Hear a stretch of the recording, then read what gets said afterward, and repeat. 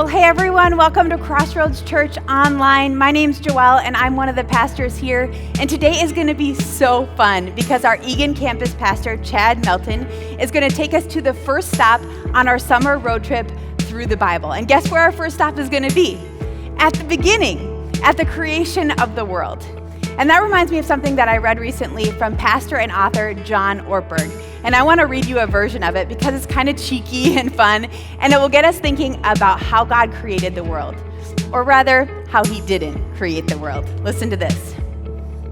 If God was joy impaired, if he was a cosmic party pooper that people sometimes think he is, the creation account in Genesis 1 would sound a lot different than it does. In fact, it would sound like this. In the beginning, it was 9 a.m., so God had to go to work. He filled out a request form to separate the light from the darkness. He considered making stars to beautify the night, but thought it sounded like too much work. And besides, thought God, that's not my job. So he decided to knock off early and call it a day. He looked at what he had done, and God said, it'll have to do. And on the second day, God separated the waters from the dry land. And he made all the dry land flat and plain and functional. So behold, the whole earth looked like Nebraska. He thought about making mountains and valleys and glaciers and jungles and forests and waterfalls, but decided it wouldn't be worth the effort. God looked at what he'd done that day and said, it'll have to do. And God made pigeons to fly in the air and carp to swim in the waters and a cat to creep upon the dry ground. And God thought about making millions of other species of all sizes and all shapes and all colors, but he couldn't drum up any enthusiasm for any other animals. In fact, he wasn't too excited about that cat. Besides, it was almost time for Jimmy Fallon. And God looked at all his hand had made and said, it'll have to do. And at the end of the week, God was seriously burned out. So he breathed a big sigh of relief and said, thank me, it's Friday. Well, the good news is that the biblical account of creation doesn't read that way, and that is not the way that God acted at creation. We don't have a God who is bored or indifferent or burnt out. Actually, we have a God who is the opposite of that. He's full of life and joy, and he wants to fully engage with you, his creation. So as we begin our worship service with a time of singing, know that you were created by a God who loves you, and he created you with passion and purpose and enthusiasm. So I'm going to pass it off now to Emily and Aaron and Jesse and the band, and let's sing together. Well, good morning, church. I'm so glad that you're joining with us this morning. Come on, did you come ready to worship? We're going to lift our voices. It's all for his glory. It's all for his honor. Come on. We sing together, rise my soul. Rise my soul. Remember this. He took my sin and he buried it. No longer I who live. Now Jesus lives in me. For I was dead in sin, but I woke up to see the light. Yeah.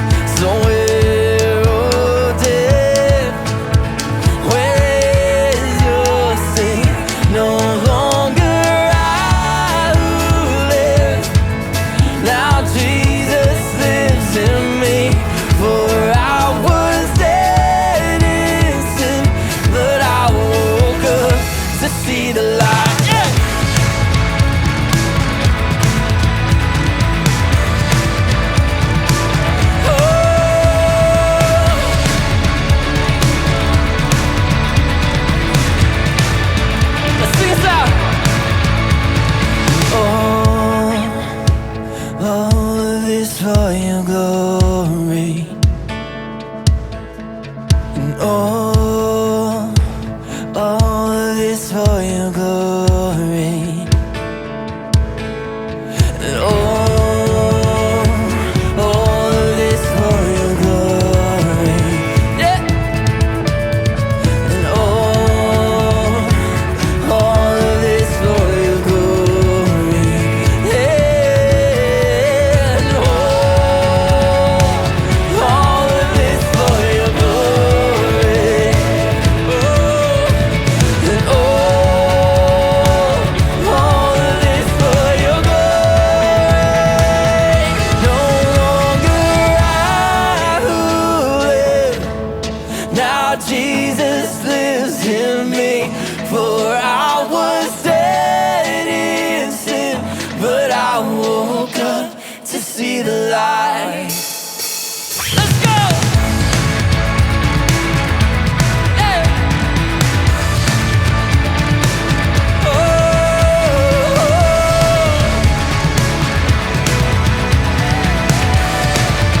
Come on, let's sing this out. And all of this for your glory. And all of this for your glory. All of this for your glory.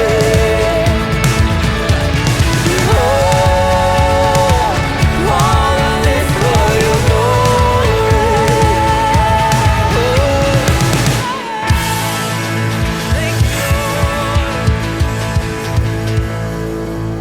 All we do is for the glory of our God. And we worship Him because we know this truth that He takes the old things, the things that were dead, and He changes them into things that are full of life. So let's sing to our God in faith together. He's so worthy. With just one word, you calm the storm that surrounds me. With just one word, the darkness has to retreat. With just one touch, I feel the presence of heaven. With just one touch, my eyes were open to see. My heart can't help but believe. There's nothing that our God can't do. There's not a mountain that He can't move. Oh, praise the name that makes a way. There's nothing that our God can't do. Yeah. With just one word, you heal what's broken inside me. Yes, He does. Come on. With just one word, and you revive every dream. Yeah. With just one touch, I feel the power of heaven. With just one touch, my eyes were open to see. My heart can't help but believe. There's nothing that our God can't do. There's not a mountain that He can't move. Oh, praise the name that makes a way. There's nothing that our God can't do. There's nothing that our God can't do. There's not a prison wall He can't break. Oh, praise the name that makes a way. There's nothing that our God can't do. Oh,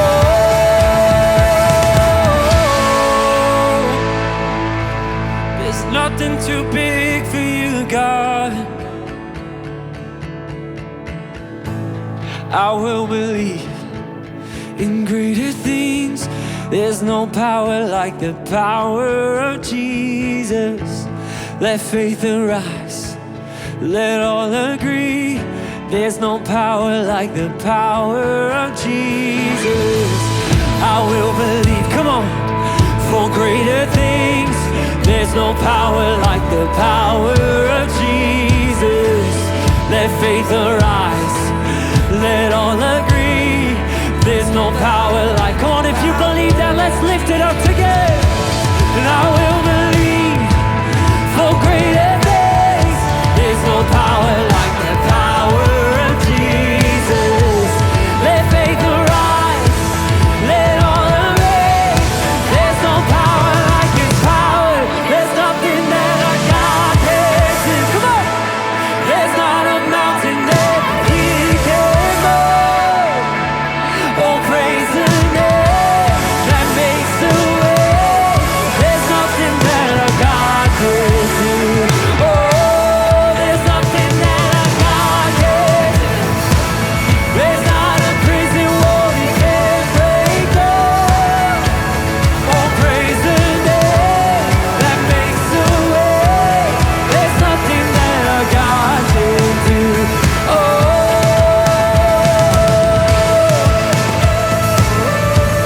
we sing to you, Lord. There's no one like you, God.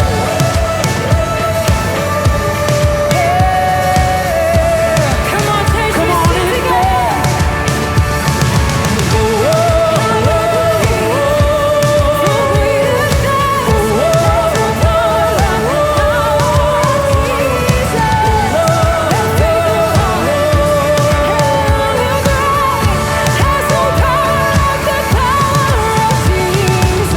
Thank you, Lord. We praise you, God. Thank you, Jesus. Yes.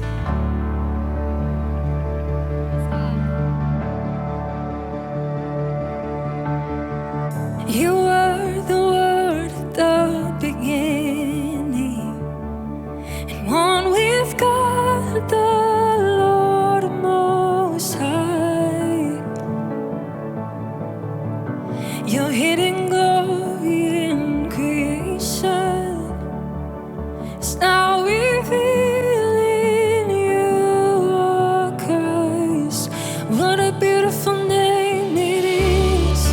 What a beautiful name it is. The name of Jesus Christ, my King. What a beautiful name it is. And nothing compares.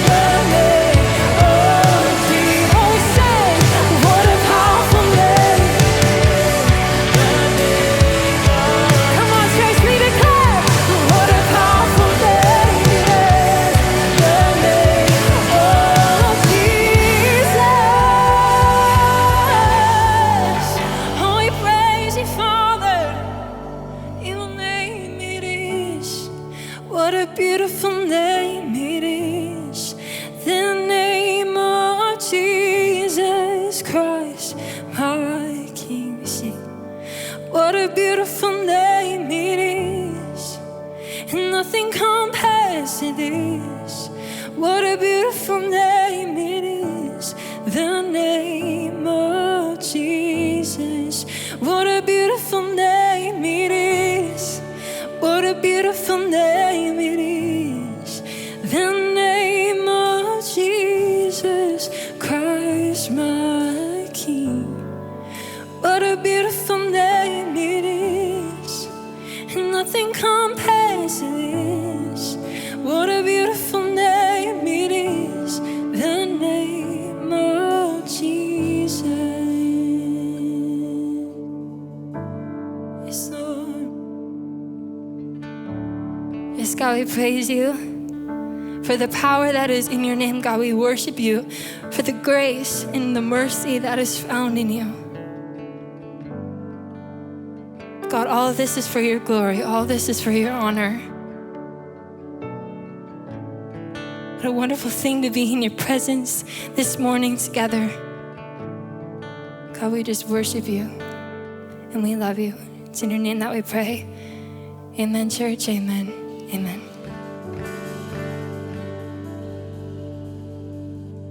Well, hey, friends, thanks for singing with us. We hope you enjoy these moments of worship every weekend where we take time to connect with God through singing. And I just really believe in this season, connection is so important. And you might not feel connected to God right now. You might feel distant or disconnected. But I know for me, when I feel like that, singing is one of the best ways to sense and feel that connection. It's one of the ways where I can feel God, his abundant love, and I get to know how close he is to me. So again, thanks for singing with us today. And speaking of connection, we know that some of you haven't really connected to Crossroads yet. You might be new, but you might be attending church online, but you haven't quite connected yet. In fact, we would love to connect with you. We'd love to know that you're part of our church. We'd love to hear part of your story and get you connected to some people, some resources here at Crossroads Church. So if that's you, if you're new here to Crossroads Online over the past few weeks, we'd love for you to text I am new to CR to 555-888. And when you do, we're actually going to send you a Dairy Queen gift card just for introducing yourself. I mean, nothing's better at this time of year than a dilly bar or a blizzard. So hey, we'd love to treat you to that. We'll send it to you. So if that's you, make sure you do say I am new to CR in the text to 555-888.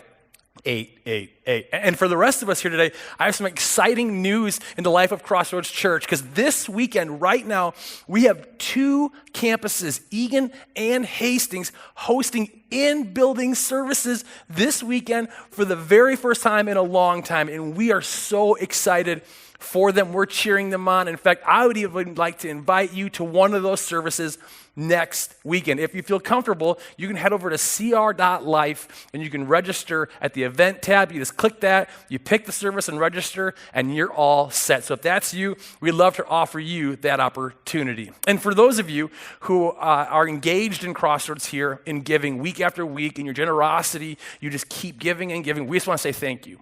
Your generosity is making a huge difference. It's going towards us being able to have inside services at our campuses. It goes towards us trying to connect with new people and reach more people for Jesus. It also goes towards this incredible online experience we've all been really got to be a part of over the last few months. So thank you for your generosity, for giving here. And in fact, if you want to give this weekend, you can give at cr.life or the app, or you can mail your generosity or your check to the link you'll see right below to the address. So again, thank you for investing in the mission of Crossroads. We want to see more people, more places meet and be changed by Jesus. So one more thing before we launch into the message Pastor Chad has for us, and it's this. After the message, if you feel inspired to take your studying of the Bible just one step further, you're going to have an opportunity to do that. On CR.life, you can actually click resources where you'll find some videos, and you'll actually just see a few exciting Bible passages, and you'll actually get some tips on how to apply what you're reading to your life. So if that's you, if you want to take your next step in studying the Bible,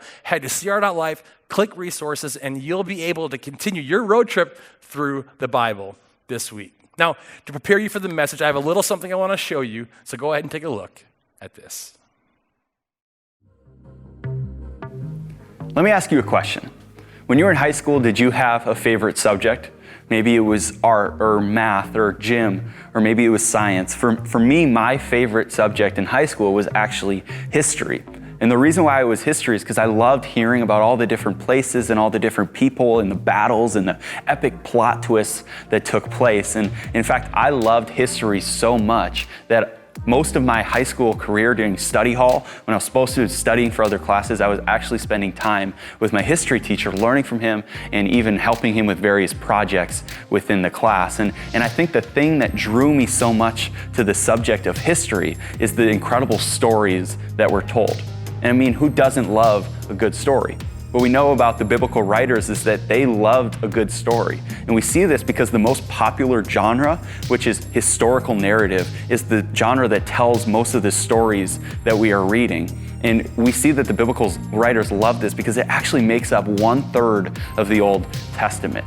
And we see this in many, many different books throughout the Bible, but some of those books, to name a few, would be like Genesis and Exodus and 1st and 2nd Samuel, 1st and 2nd Kings, Nehemiah, Ezra, and even the book of Acts. And these are all incredible stories of God showing up and moving in incredible ways throughout history.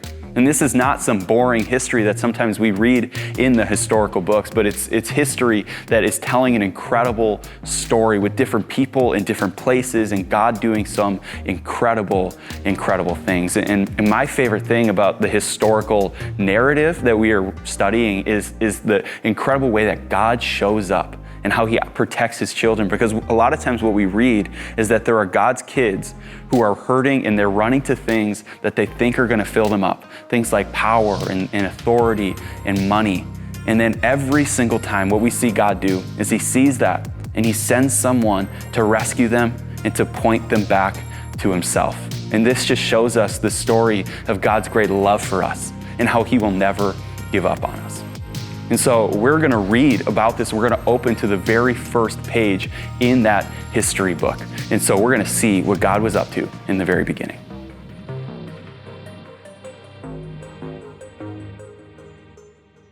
What's happening, Crossroads? So good to be with you. My name is Chad Melton. I'm the campus pastor at our Eagan location. So fun to be in front of you. So authors will tell you that first line of their first paragraph in that first chapter is a critical line. I mean, we live in a world of really short attention spans, right? Like TikTok videos and all of that. We're gone really quickly. If we can last 15 seconds, we're doing pretty good. So that first line is essential to decide whether you're going to tune in or tune out. So I thought it'd be kind of fun to look at some opening lines to some of the best-selling books that are out there and see if you can get them. You ready? All right. It was the best of times and the worst of times. Any guesses? A Tale of Two Cities. Or how about this one? It was a bright, cold April day and the clocks were striking 13. Yeah, I had no idea what that one was either. That's 1984 by George Orwell. Or how about this? Mr. and Mrs. Dursley of number 4 Private Drive were proud to say that they were perfectly normal. Thank you very much. Any guesses? Harry Potter and the Sorcerer's Stone, the first book. All right, this one I'm certain you're going to know. You're going to get this one. In the beginning, God created the heavens and the earth. The Bible, of course, you got that one. Even if you've never read the Bible, you likely knew within the first 4 words that in the beginning, God, it was the Bible. As a matter of fact, those first 4 words are the most critical words in Scripture. Like everything starts from there. It's a catalyst, an essential beginning. Without those 4 words, in all seriousness, we cannot answer some of life's most difficult questions. Questions like, where did I come from? Why am I here while I'm on earth? What am I supposed to do? Or where am I going when all of this is done? Bertrand Russell is this atheist writer. He actually agrees with us, by the way. He writes this. He says, unless you assume a God, the question of life's purpose is meaningless. Unless you assume a God, the question of life's purpose is meaningless. In the beginning, God. God is the subject of that first sentence. As a matter of fact, God is actually the subject of the sentence 31 out of 34 times as the Bible begins. That's the first 34 verses of the Bible. He's the primary subject 31 times. I think Moses, who's the one that we believe wrote the book of Genesis, he wrote it to a wandering group of Israelites that just escaped or were rescued from Egyptian slavery. Like, we believe that he's making a point, that you are made by God and for God. If you don't believe that, if you don't believe in the beginning God, then you're never going to make sense out of life. Those questions that we just talked about, those daunting life questions that we all want to answer to, you're not going to be able to come up with the answer. You have to assume that you came from no one, that you have no purpose while you're here, and in the end, you're going nowhere. To which I say, no thanks, not for me. I firmly believe that before everything else was, God was. That he is the essential worker of all essential workers of all time. That he set everything into motion. And that all that we see, everything that's in creation or has ever been created, are all because of two things. God is and God wanted. So what did God want? In the beginning, God created the heavens and the earth. God wanted to get creative. He decided to do something unique, something that's never been done before. Matter of fact, the word that Moses uses in Genesis 1:1 for created is this Hebrew word bara. Now, bara it's a unique word. It's a divine word. It's associated only with God, and it means to create something out of nothing. Can you do that? No, I can't either. Like, none of us can do it. We're all in the same boat when it comes to creating something out of nothing. It's just not even possible. Like, my wife makes the best chocolate chip cookies. Like, I will put them up against anybody else's chocolate chips. And I know the Egan staff right now, they're all nodding in agreement. Like, they're incredible. But even she, as good as she is at making these cookies, she can't make them out of nothing. I mean, she doesn't use a tube. She doesn't use a tub. No, she makes them from scratch, but it requires things in existence, right? Like, she needs flour. She needs sugar. She needs milk. She needs chocolate chips. I don't know what the recipe is, but I know she needs an oven, right? She can't create it out of nothing. Actually, what she's doing is summed up by the second word Moses uses to describe what God does in the rest of the first chapter of Genesis. It's this Hebrew word, asah. Asah is a word that describes the mechanism to bring order to things, to establish purpose. So God creates everything out of nothing. And then he establishes order and he establishes purpose. It's like God creates it all, and then he writes and publishes the mission, vision, and value statement for all of creation as well. Now, don't let yourself get hung up here. It is really, really easy to let ourselves begin to argue with that fifth grade science teacher in our mind, or put on all of our armaments as we go into battle to protect our position. Listen, Genesis 1 does not require you to throw your brain in the trash can, nor does it require you to defend your position. Those conversations about the age of the earth, the duration of the day, should we interpret Genesis 1 literally or figuratively, and where do all the dinosaurs fit in? All of those are great questions and good conversations, and we should have those conversations, but it's not the point that Moses is making. Moses is not writing a scientific treaty. He's writing to a group of Israelite people that are wandering through the wilderness, that aren't really sure what's to come next. They're asking a question. Is God capable of caring for me? Does God have the capacity to care for me? Is God able, or is he a fable? And Moses is saying, look around. Look at all that you see. He created all of it. And he created you. You know, when you look at your life right now, you might see the same questions. Your life might feel a little bit like Genesis 1 verse 2, where it says the world was formless, empty, and void. Like your life is a little dark, it's a little lost, it's a little feeling hopeless right now. And you're asking a very similar question. You're asking, can God help me get through what I'm dealing with right now? Is God able to care for me in a way to bring me through what I'm dealing with right now? To answer that question, I want you to listen in to what Moses is saying. Moses is writing, remember, to this grumbling, wandering Israelite people that are hungry and thirsty and tired. They are not really sure about what the future holds for them, what more trouble that lies in wait. They're wondering if the blessings are ever going to show up. Does that sound familiar? Do you think you can relate to the Israelites so many thousands of years ago? Yeah, I can too.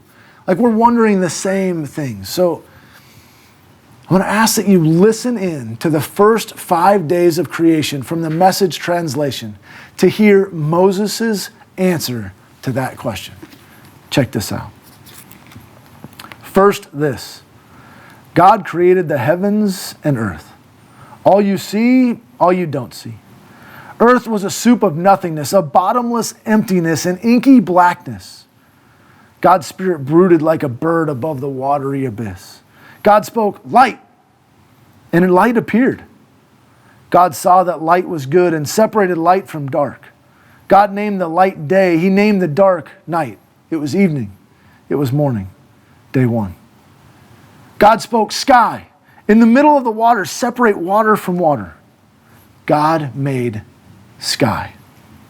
He separated the water from under the sky and the water from above. And there it was. He named the sky the heavens. It was evening. It was morning. Day two. God spoke, separate. Water beneath heaven, gather into one place. Land, appear. And there it was. God named the land earth. He named the pooled water ocean. God saw that it was good. God spoke, earth, green up. Grow all varieties of seed-bearing plants, every sort of fruit-bearing tree. And there it was. Earth produced green seed-bearing plants, all varieties, and fruit-bearing trees of all sorts. God saw that it was good. It was evening. It was morning. Day three. God spoke, lights, come out. Shine in heaven's sky. Separate day from night. Mark seasons and days and years. Lights in heaven's sky to give light to earth. And there it was. God made two big lights, the larger to take charge of day and the smaller to be in charge of night. He made the stars. God placed them in the heavenly sky to light up earth and oversee day and night, to separate light and dark. God saw that it was good. It was evening. It was morning. Day four. God spoke, swarm oceans with fish and all sea life. Birds fly through the sky all over the earth. God created huge whales, all the swarms of life in the water, and every kind of species of flying birds. God saw that it was good. God blessed them. Prosper, reproduce, fill oceans, birds reproduce on earth. It was evening. It was morning. Day five. Did you catch that? Did you hear what Moses is saying? He's saying when God speaks, things happen. Light. Separate water. Earth, green up. Lights, come out. Animals, reproduce. And it happens, and it happens, and there it was, and there it was, and it happens. He's saying God is bigger. That when God speaks, things happen. The cosmos, the universe, the solar systems, the sun, the stars, the earth, the moons come into existence. He's saying when God speaks, oceans and mountains and valleys and rivers and streams and deserts and plains and forests and jungles show up. That apples and pears and oranges and bananas and mangoes and pineapples and kiwi are produced. That cucumbers and potatoes and tomatoes and peppers and broccoli and cauliflower. I have no idea why cauliflower, but cauliflower. That whales and bison and elephants and deer and elk and all the critters that crawl on the ground, and caribou, not the coffee shop. He's saying that steak and bacon, we all love bacon, and burritos and sushi, all of this, everything comes into existence when God speaks. When he says it, it happens. It doesn't delay, it comes out. So, in light of that, in light of what we just heard, all of God, that he created all of this out of nothing, he established a purpose and gave it a mission, in light of all of that, I don't know where you're at in your life right now, but I want you to think about the struggles that you have in your life. Do you think because he created the heavens and the earth and everything in it, that he might be able to restore a marriage that has felt lost and hopeless for decades? That he might rescue a child, a son or a daughter who is just determined to run headlong into a life of destruction, and they might not even see it coming? That he's able to reconcile racial injustices, to right every wrong. He's able to repair or restore sobriety, even when you've been fighting for it for years. Or that he's able to relieve the financial pressure, that struggle, that burden that is weighing so heavy on you right now. Do you think because he can create everything that maybe he can replace a cold and calloused heart with a heart of compassion and mercy and grace? I mean, we just saw when God says it, it happens, right? Like we just heard that when he speaks, things change. God spoke this. He said this in Ezekiel 36:26. He said, I will put a new heart in you. In you, I will put a new spirit. I will take out that stony, stubborn heart and give you a tender, responsive heart. When God says it, it happens.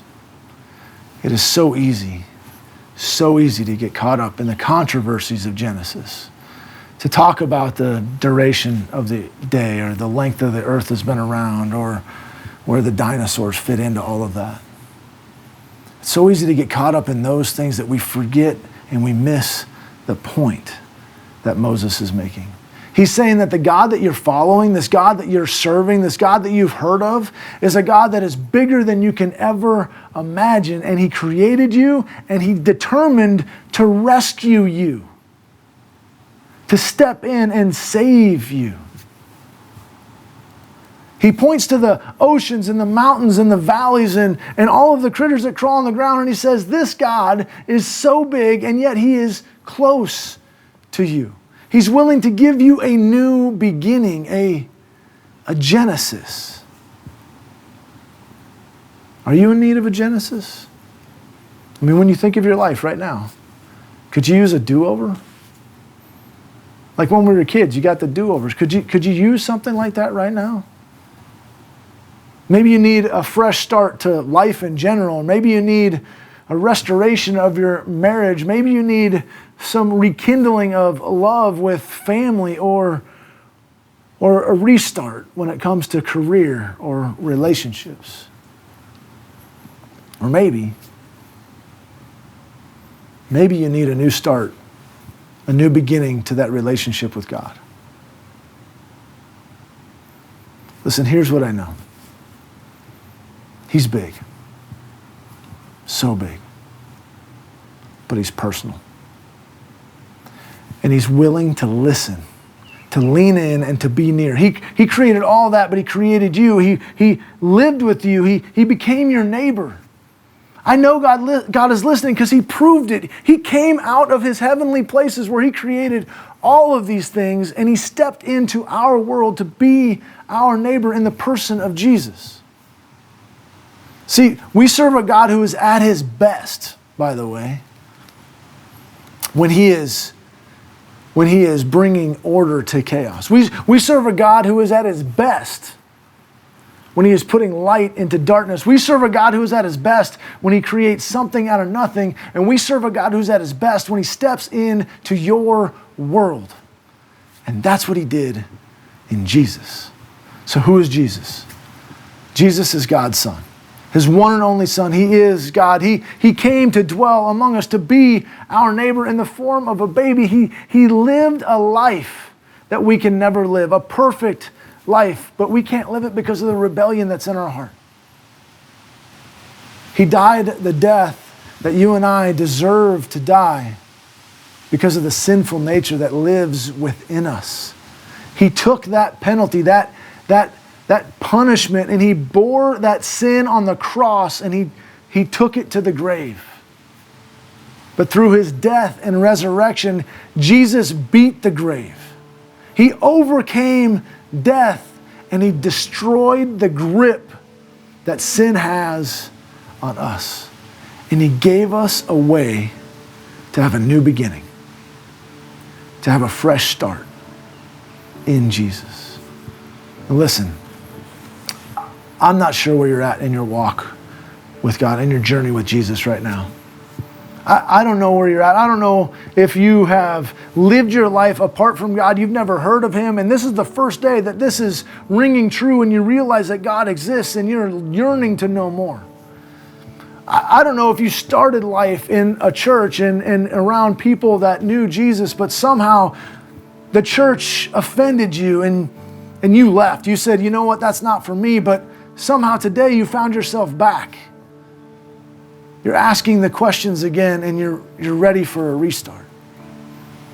Or maybe you've been following Jesus your whole life, but you've been kind of on the sidelines and you're not really sure if you're ready to jump in with both feet. Regardless where you are, all of that can change today. It starts with a yes. It starts with a yes, Jesus. Yes, Jesus, I am willing to learn and to know more about you. Yes, Jesus, I'm willing to follow you. Yes, Jesus, I'm willing to believe and trust you. Yes, Jesus, I'm willing to serve you. Yes, Jesus, I'm willing to tell others about you, to make you known so that they too can come to know you. You don't have to have all of this figured out. You don't have to get the theology of Genesis 1 right in order to say yes. You don't even have to get your life right first. Jesus is ready to answer you right now, today. He's ready for you. He's listening for you. It all starts with a yes. Let today be the day that you say yes to Jesus. Let's pray. Heavenly Father, maker of the heaven and earth, and even though you made all of those things, you still took the time to knit me in my mother's womb, to count the hairs on my head, to know me and to put a new heart within me, to rescue me. Thank you for what you've done. Thank you for loving me enough. Thank you for moving in my life and helping me respond to you. Lord, will you show me the way that you want me to go? Will you help me, as imperfect as it will be, to love you better and to love others better because I love you? To serve you better and to serve others better because I serve you.